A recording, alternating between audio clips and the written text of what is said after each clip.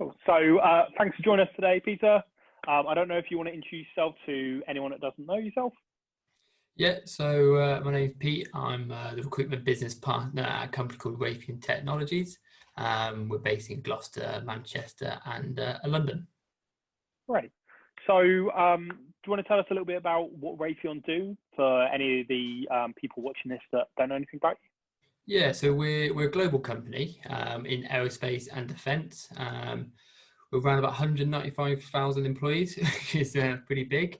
We've just gone through a merger through this time as well, which has added its complexities to the current virus situation. So we joined up with a company called Collins Aerospace. So our business is basically made up of two parts: aerospace and defence. The area I recruit for is all cyber and intelligence stuff. So within that, it's basically building software solutions which help reduce cyber crimes and cyber threats for government, law enforcement, and commercial partners. That's mainly in the UK, but it can be globally, because obviously a lot of these things do have impacts with across borders. Project-wise, we've got about 35, 40 projects ongoing at one time, predominantly out of our sort of Gloucester, Manchester offices.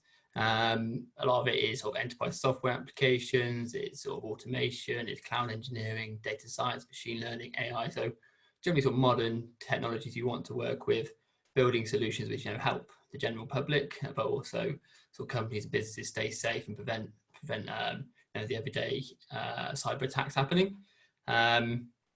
So the cyber intelligence business is quite a new area within Raytheon, because historically it's very much been in the aerospace industry for about 96 years.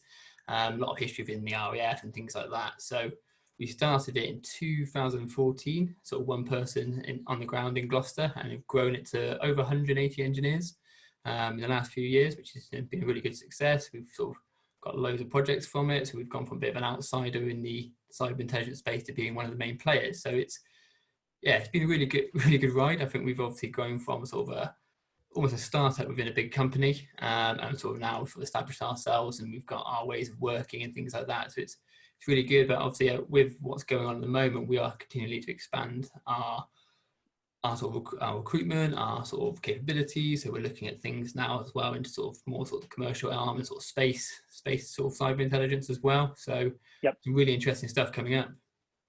Nice. You kind of touched on there, but how has I guess the elephant in the room right now is COVID-19. So how has that affected Raytheon during this period? So the one half of the business, the aerospace side, as you can imagine, has been impacted because lots of flights are grounded. But we've obviously still carried on with our merger. We've still carried on our future plans on the aerospace side. So we haven't furloughed anyone at the moment, which is really good, positive news. I think it shows the sort of how the company wants to look after its people. On the sort of defence and cyber side, because of sort of where we are at with sort of contracts and sort of long-term contracts, we've still got lots of work in front of us for the next few years, and with that we need to still continually hire. So on the sort of cyber side, it's all sort of guns blazing, carrying on. Can we sort of keep recruiting? Can we keep winning projects? Can we keep sort of building upon our name we've built within the industry? So recruitment-wise, we haven't really changed apart from putting everything into sort of remote or sort of digital sort of format, really. Yep. And so remote and digital format is the only change to your process? Does everything else remain the same? Have you made any other changes? No, not really, because our process is pretty streamlined in the first place. It's generally a sort of two-stage process: telephone followed by face-to-face to meet the team. So obviously the first stage you can carry on as normal. The second stage, after initially sort of mobilising our current employees and making sure they can work from home and they've got everything they needed, and obviously people kind of got used to the way of working until the change. So I think there's initial impact on recruitment. It did slow down a bit. But I think now everyone's sort of settled and understand what they're doing now and got into their sort of patterns of working. So we've just converted it all to video or digitally, and our HR team has set up onboarding modules so now everyone can do it online. So we can get people started remotely, which is a little bit strange. So that's still working through, but we're using modern technology within our engineering team to sort of stay connected, keep work moving forward. Which again, I think with the sort of the people we're sort of trying to recruit, they're obviously sort of tech savvy, so we've been pretty good and pretty quick to mobilise to it, which has been really positive. Because for me personally, I do enjoy the sort of working from home element as well. So I think I'll probably look at doing that more in the future. Yes. Yeah, I think we're going to see the whole of the industry will change as a result of COVID. I think that I was chatting to someone this morning, and I think that when we talk about going back to normality, it's going to be a new normality. It's not going to be the normality we've got before. So I think remote working will become more pivotal, and a lot more companies will do it. So it's great to see that the Raytheon are going to be kind of open to this going forward, or slight changes on that side. What do you think will be the impact in the industry outside of that, I guess? Well, I think speaking from Raytheon's point of view, traditionally we haven't always had lots of working from home, but just because of the sort of type of work we do, and sort of the way we've sort of grown as a company. But I think it has made everyone realise how much work we can do, and what, how much it can add to people's lives by being able to sort of work from home, or doing part-time hours, or whatever it may be. So I think you'll see a lot of sort of cultural shifts within the workplace, and I'm interviewing as well. You don't necessarily have to sort of be face to face to get a job, especially if you're sort of looking to recruit good talent from around the UK or around the world or whatever it may be. So I think for example, we've recently introduced part-time sort of hours and really sort of pushed it through, and actually that will help sort of our diversity and inclusion campaigns and things like that as well. And also, I think probably people with different stages of life, we will be able to keep them, retain them for longer, because they'll actually be able to sort of flex depending on what their sort of circumstances are at home, which has been a positive. I think as well, it depends on the industry. So one like ours is really good at the moment because we've still got long-term contracts, things like that. But I suppose any sort of technical business, you see like Facebook, Amazon, their share prices have all grown, they've got loads of work, they're doing really well in this time. So I think techies in general, developers, are probably going to be in more demand as businesses which seem to succeed out of this are the ones which are sort of big tech organisations. But also might as well make the candidates sort of get a bit of perspective and sort of see what they want to do with their careers, who they want to work for, what sort of direction they want to go in. So it's a good sort of time to reflect on where you are sort of person in your own life. So that may make candidates sort of actually think, I don't want to be doing this job for the rest of my life. I want to go work for a company like this or that.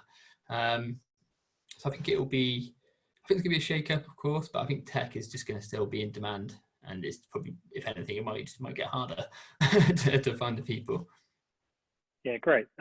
Just to touch on one final point, you raised something about part-time working and how that's going to help diversity. I think we see in the industry a lot of the time that it tends to be a very male-orientated market. So it's great to see that you guys are doing something around that and giving more access to women that may want to build families too. So has that been a recent decision, or has that been something that's been installed for a long time? So the part-time has always been there, but I don't think we've really promoted it and advertised it and also sort of pushed it throughout the company. I think a lot of these things, you kind of set up the policies, but then people don't get sort of busy with their working day and don't necessarily always sort of take notice of it and sort of implement it. I think last year we did a really interesting project where we worked with QA training, and who else was it? The Government for Media and Sport and Culture. So they were basically giving out grants where we could basically get sort of 10 to 15 women who are sort of career changing, or wanted to start their sort of career from university. And we put them on a Women in Cyber Academy. So they came from all sorts of backgrounds. So we've had sort of chemists, we had mathematicians, we've had sort of data analysts, and they basically got put on a sort of software development course, a 12-week intensive, sort of paid half by the government, half by Raytheon. And at the end of it, they got a job with us, software development entry-level role, sort of guaranteed, as long as they passed the course and all their training was covered. And that's been a really good one because obviously we've brought 10 new people into the business. It's created a bit of buzz in the office. It's kind of got people sort of mingling in the cafeteria and things like that again, and sort of refresh the culture a bit, and sort of kind of reminding people need to sort of actually sometimes not do everything over email and go sit down and have a chat with people. And I think from that as well, it's they've all developed really well. They've all developed different speeds, and some of them have obviously gone on to some big projects at the moment. Some are still developing along, training, but it's been a really good positive influence, I think, on Raytheon, and it just shows that we're serious about diversity as well. We're actually going to do something about it. I think a lot of companies, from my personal view, don't always do anything. They talk about it and don't actually implement anything.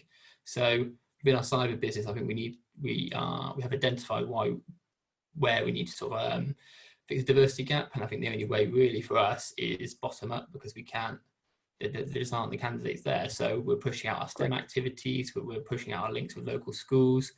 Try and get people into the industry. We're running an apprenticeship scheme this year, which again I think, with a lot of 18-year-olds leaving school, potentially not too sure about going to university, is a really good scheme. It's 2.5 years. You get a full degree out of it, but you're also getting paid at the same time and working on real projects whilst also getting the training at the same time. And again, we're looking to build diversity into that, so we can continue the diversity from a bottom up approach, and then try and make sure we retain them for the longer term, so they become future leaders of our engineering teams.